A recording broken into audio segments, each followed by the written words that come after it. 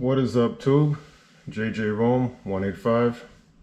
I wanted to make this video as a a PSA, but just to get the word out there about the CrowdStrike issue outage. I waited like a week and change to make the video. I didn't want to be the fan of the moment and just make the video when it first came out. Why? Because it affected so many people of all businesses, of all industries, people of all walks of life. I will repeat, business of all natures and people of all sorts, all walks of life. So for me, I was not able to access my Capital One mobile app. It just kept spinning and spinning and spinning. A couple of websites, a lot of websites was down, a lot of planes, airline companies, Delta, they had issues, MTA. I mean, I work from home, so I pretty much was not affected. I just sat back and watched it happen. As far as work, there wasn't too much on my end from outage at work. They had a couple of proxy servers that were just down. That's about it. We don't really rely on Azure. We are a AWS OCI workshops, and I just sat back and got on YouTube and watched it and watched it and watched it. But pretty much the whole thing is, this outage, CrowdStrike, not for nothing, someone is probably going to lose their job. One or more people. By the time I'm making this video, what we have? Today's Thursday, July 31st. One or more persons will have lost their job by the time I made this video. Why? Because CrowdStrike is like an antivirus. It's kind of like Avast. Avast is like this application I'm showing you right here. Where is it? They're like one of the competitors to Avast, but they're a little bit more enterprise. It does virus scans, protects your computers, quarantines any viruses, but CrowdStrike just makes everything a little bit more. It's enterprise version of Avast. They're one of Avast competitors, but they just provide more. And a lot of industries, a lot of companies use CrowdStrike. So what happened?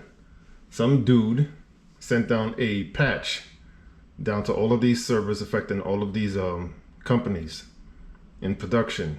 I'm not sure if he tested it in the lower environments, which is test or UAT or dev, but it sounds like he sent down this patch in production during the overnight hours, the maintenance hours, and then boom, 6 o'clock in the morning, a lot of companies were affected globally, and not just small companies, everywhere from banks, airlines, schools, MTA, trains, buses, everything. Almost everything was touched. So this CrowdStrike outage just fucked up everything.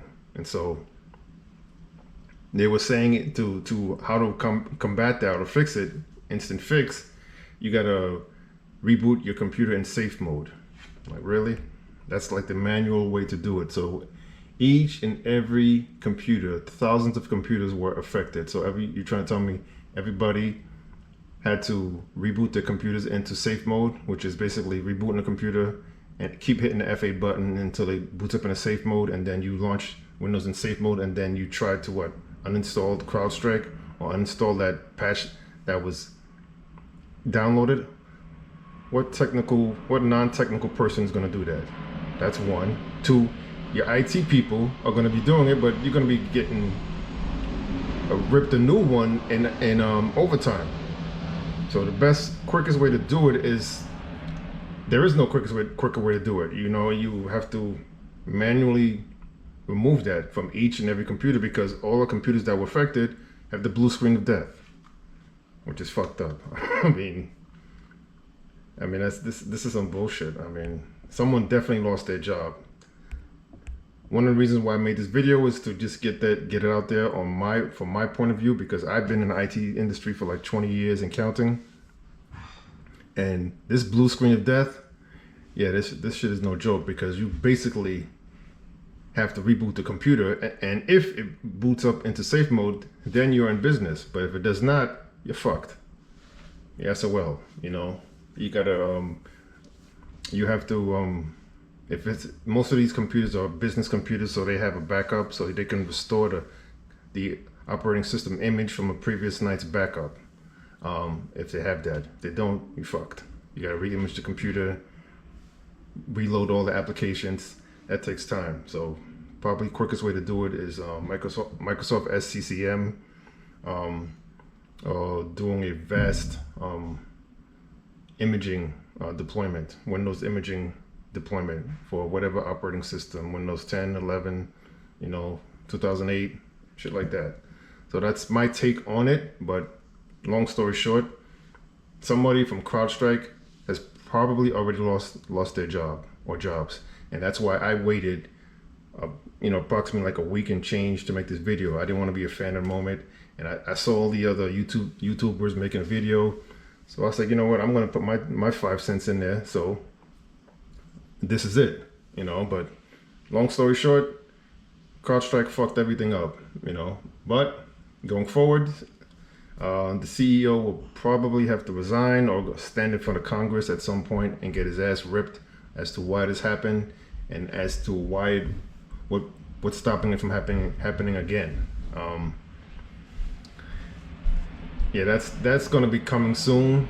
Don't know when, but if the guy has not already resigned, he probably should, because he affected a lot of companies all at once. So in production, in real time, which cost a lot of the companies money. And when I say production, this is real time. Production equals real time, equals money, equals you know, live. So whoever that dude was that sent down that patch to all those companies' servers should have probably tested it in the test environment before deploying it into production. I don't know what happened, but that's basically my point of view on that. I hope this video helps. That's pretty much it. Take care.